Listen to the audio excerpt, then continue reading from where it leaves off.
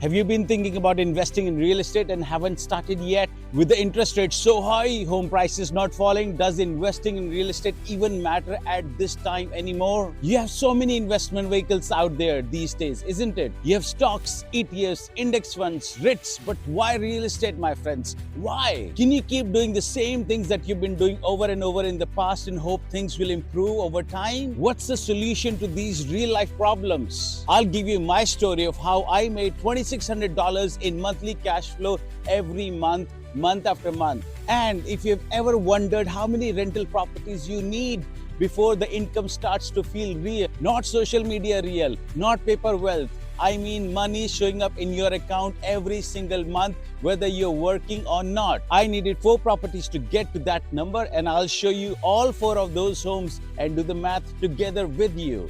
A lot of people think you need 20, 30 or even 50 properties before you can generate meaningful cash flow. But what if I told you that just 4 rentals can produce over $2,600 monthly in cash flow? And here's the crazy part. None of these properties are luxury homes. None of them are Airbnb vacation rentals, and none of them require being a millionaire. Today, I'm going to break down exactly how these 4 rentals generate $2,600 every month, what I paid for them, how much they rent for, the mistakes I made, and the lessons that could save you years of trials and error. And make sure that you stick around because the 4th property is the one that surprised me the most. It is also the property type that many investors completely ignore. Let's jump in. Hey everyone, if you don't know me or are new to my channel, my name is Vikram Chopra. I was an investment banker turned broker in the Greater Charlotte metropolitan area where I invest and help other investors reach their financial goals through real estate investing. The biggest myth about rental property income. Before we talk numbers, let's address something that confuses a lot of new investors. People love talking about how much rent a property collects. I do too. In fact, that is the first question I ask myself. How much is the house going to rent for? I know the 1% rule. If the property rents for $2,000 a month, I'm definitely not going to pay over $200,000 to buy that house. That's for sure. But rent is not cash flow. Let me say that again. Rent is not cash flow. If a property rents for $2,000 a month, that doesn't mean you're making $2,000 every month. You still have a mortgage, property taxes, insurance, repairs, vacancy, maintenance, and sometimes tenants who decide your house would look much better with holes in the walls. Ask me how I know that. There's a huge difference between rental income and rental cash flow. The only number that matters is what is left after all the expenses are paid. That is cash flow. A lot of people online love showing rental income, but that doesn't mean much honestly. And once I learned that lesson, everything changed. Now let's look at the rental number 1. Rental number 1, the property that started everything in Charlotte. Look behind me. This house is 3 bedroom, 2 bath. It's mine, so no one can come and say, why am I recording here? This was not a perfect deal. In fact, I almost didn't buy it. The neighborhood wasn't exciting. There wasn't a Whole Foods nearby. Nobody was bragging about investing here. But tenants don't care about investment trends. They care about affordability. They care about good schools. They care about being close to work. And that is exactly what this property provided. Yes, the house needed work. The carpet looked ancient. The paint was ugly. And honestly, I was nervous. Most first-time investors are nervous. I always ask these questions to myself. What if the tenant doesn't pay? What if everything breaks? What if I lose money? And these are genuine questions. Not only me, who has been investing for so many years, even first-time investors ask these questions to themselves. But eventually, everyone should realize something. Every successful investor starts before they feel ready. So I bought the property. And there is a wow factor in this house, by the way. 1 bedroom and 1 full bathroom are at the loft level. That's insanely crazy. That almost divides this house into 2 smaller apartments. The one living upstairs has full privacy. Purchase price at that time was $120,000. Monthly rent with the late fee about $1,725. They have been living here for 6 years and they're always late. I'm not going to leave my late fee. After mortgage, taxes, insurance, maintenance reserves, and vacancy reserves, this property produces about $550 in monthly cash flow. Now that might not sound exciting, but think about it. It's $550 every month. That's over $6,600 every year from one property. Whether I'm on vacation, whether I'm watching TV, sleeping, or working, the property keeps producing income forever as long as I own it. And that's when I became addicted to cash flow. Not the houses, cash flow, big difference. But then something interesting happened. The next property taught me a lesson that completely changed my investing strategy. Rental number 2, bigger isn't always better. Most people assume that large houses automatically make better rentals. I used to think that too. Then I started looking at the numbers. A bigger house often means higher purchase price, higher taxes, higher insurance, higher repair bills. Sometimes all that extra rent gets eaten up by these extra expenses. That's why I made this video. If a single family home or a condo is a better gateway to investment in real estate, you can check it out here. So instead of chasing the biggest house, I focused on cash flow. I purchased a modest property in a growing area, nothing fancy, no granite countertops. It's right here behind me on the second floor. No swimming pools, no luxury upgrade, just a solid property in a good location. Uptown Charlotte is less than 3 miles from here this way. Purchase price $165,000. Monthly rent $1,850, $1,850. Monthly cash flow ended up around $600. Now here's the part nobody talks about. This property has had some best tenants I've ever had. They pay on time, they take care of the home, communicate when the issues arise, and they have stayed here for years. That stability is worth more than many investors realize, because every time a tenant moves out, money leaves your pocket. Vacancy, cleaning, repairs, advertising, lost rent, it's endless. Turnovers can and will destroy profits. Long-term tenants build wealth, and this property has become one of the easiest rentals I've ever owned. You don't get rich buying properties that impress your investors. You get rich by buying properties that solve problems for tenants. But I still love me my late fee. Yes, I know, makes me sad too when the rent comes on time.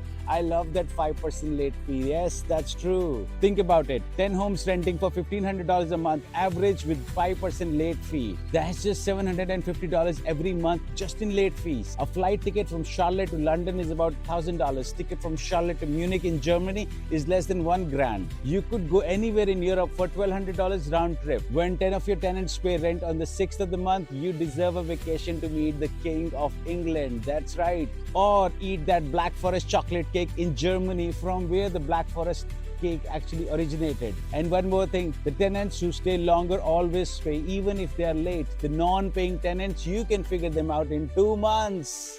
They'll show up with all your problems in 2 months. So yes, love your late fee. The third property almost didn't happen, and if I had listened to the crowd, I would have missed it completely. By the way, if you're a beginner or an investor and are looking for guidance on how to get started in real estate, feel free to book a 20-minute free phone call with me. Link below in the description. Rental number 3, why most investors ignore the good deals. My third property is over there, right next to the red car. Here's something funny. Many investors spend all day searching for the perfect deals, the perfect neighborhood, the perfect property, the perfect timing, the perfect interest rates. And because they're waiting for perfection, they never buy anything. Meanwhile, average investors are quietly building portfolios. That's exactly what happened with rental number 3 over there. The property wasn't perfect. In fact, it is in the same neighborhood as the second one. If there is ever a special assessment, I get crushed on 2 fronts at the same time. That's why I was hesitant to buy this home here.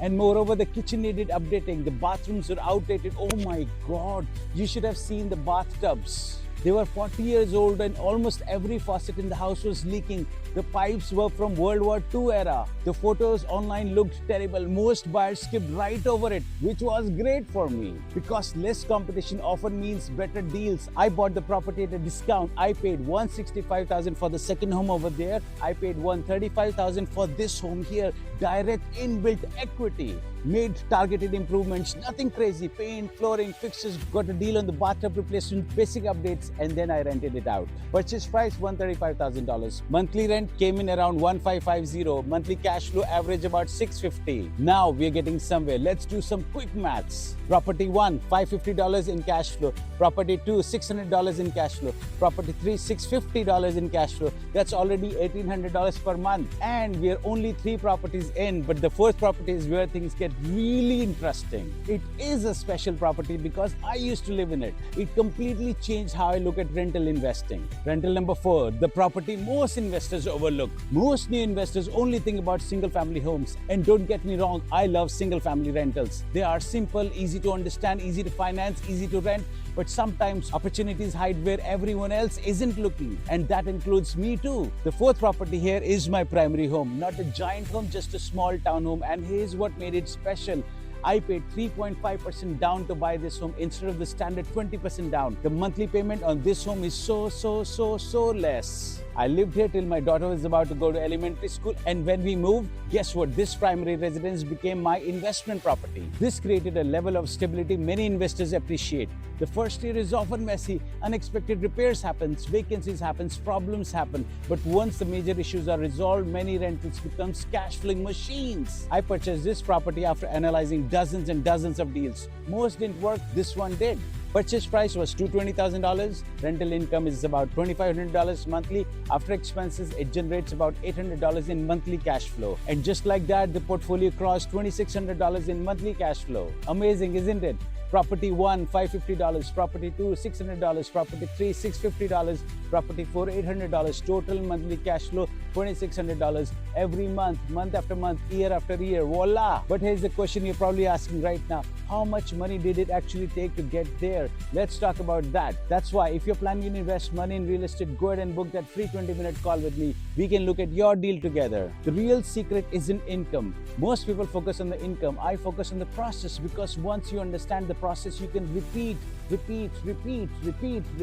This portfolio of 4 properties wasn't built overnight. It wasn't built in 1 year. It certainly wasn't built by scrolling through social media. It was built property by property, one decision at a time, one down payment at a time, one lesson at a time, one mistake at a time. And believe me, there were mistakes and plenty of them. I've had repairs I did not expect. In this house itself, the HVAC blew off within 3 months of us moving in it. We had to spend $6,000 to put a new HVAC. The water heater fell apart in 1 year. Tenants didn't work out. By the way, that third home I showed you, I've had 3 evictions in 2 years in that one home alone. Yeah, talk about easy money, isn't it? Contractors disappeared. Expenses just surprised me. Every landlord has stories. The goal isn't perfection. The goal is progress every time. Those of you who know me, I strongly believe in keep on keeping on. And that is what many beginners miss. Keep on keeping on. They think successful investors have secret information. We don't. We just keep moving forward. I have fallen a million times.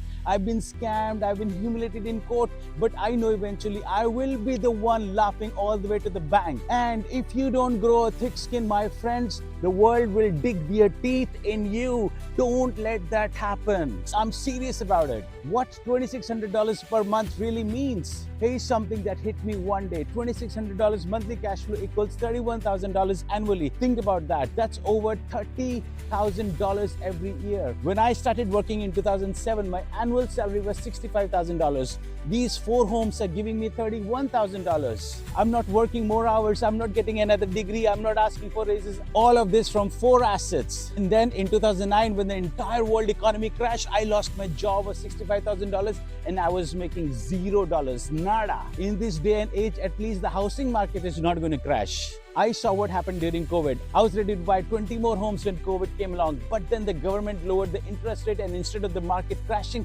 everything went up through the roof. So yes, at least the real estate market isn't going to crash in my lifetime. And then I started asking a different question. What if the portfolio doubled? What if it tripled? What if every property added a few $100s of monthly cash flow? How can I get more out of the late fee? That's when you realize that real estate is a game of accumulation. One property may not change your life, but multiple properties absolutely can. And the effect compounds over time, especially when rents rise, loans get paid down, and the property value appreciates. That's when wealth starts accelerating. I still have friends till today who say, the interest rates are climbing. The media is talking about the housing bubble that will pop. Investors are sitting on the sidelines. People were saying, just wait, prices will come down. Don't buy anything. Sounds familiar to you? Well, I ignore all that noise. Hey, I'm not saying I have a crystal ball, but if you're an investor, you wouldn't lower your guard. Homes that are priced right still show up, and they are gobbled up in less than 1 week. Forget the MLS listing. I go to the courthouse here in Uptown Charlotte every month. The list of homes that are defaulting are growing exponentially. Yes. So my investor friends, if you're deep in the trenches, none of the garbage you hear in the evening news matters. You will win. What I would do if I have to start all over again. If I woke up tomorrow with 0 rentals, here is exactly what I did focus on. Number 1, learning how to analyze deals. Most people spend more time researching cars than investment properties. Learn the numbers, learn the cash flow, learn the expenses, learn financing. This skill alone can save you tens of thousands of dollars. Number 2, stop waiting for the perfect timing. The market will always give you a reason not to buy. Interest rates are too high, prices are too high, inventory is too low. There's always something. Successful investors adapt. Number 3, buy for cash flow first. Appreciation is wonderful, but appreciation doesn't pay your bills today. Cash flow does. Cash flow is like oxygen to your business. We all need oxygen. Number 4, think long term. Real estate rewards patience. The people who win are often the people who simply stay in the game. I bought my first home in March of 2011. We are in June of 2026. 15 years have gone by. I've been somehow chugging along. People run, I chug. And now after so many years, I've started seeing some serious cash. Oh, by the way, the problems from 15 years ago have reinvented themselves in some other form and shape, but they still persist. Guess who else persisted? Me! There's another benefit to these 4 rentals that really get discussed, and that is freedom. Now, freedom means different things to different people. For some people, freedom means retiring early. For others, it means traveling more. For others, it means spending more time with family. For me, it means options, because when income comes from assets, you gain choices. You're less dependent on a paycheck, less dependent on a boss, less dependent on circumstances. And by the way, I hate bosses to the core. And that flexibility becomes incredibly valuable. The funny thing is that most people focus on the properties, but the real goal isn't the properties. The real goal is what the properties allow you to do. That's the part worth chasing. That's why if you have questions, doubts, concerns, go ahead and book that free 20-minute call with me. My final thoughts before I leave you. Let's recap. 4 rentals, approximately $2,600 monthly cash flow, over $31,000 in annual cash flow. Not luxury homes, not giant apartment complexes, not overnight success, just consistent investing, one property at a time. And here's the biggest lesson. The first property is always the hardest, not because of the money, not because of the market, but because of fear. Fear keeps people from moving. Fear keeps people from building wealth than bad deals ever will. The investors who succeed are not fearless. They're simply willing to act despite being nervous. And if you're watching this today wondering whether real estate investing is worth it, remember this.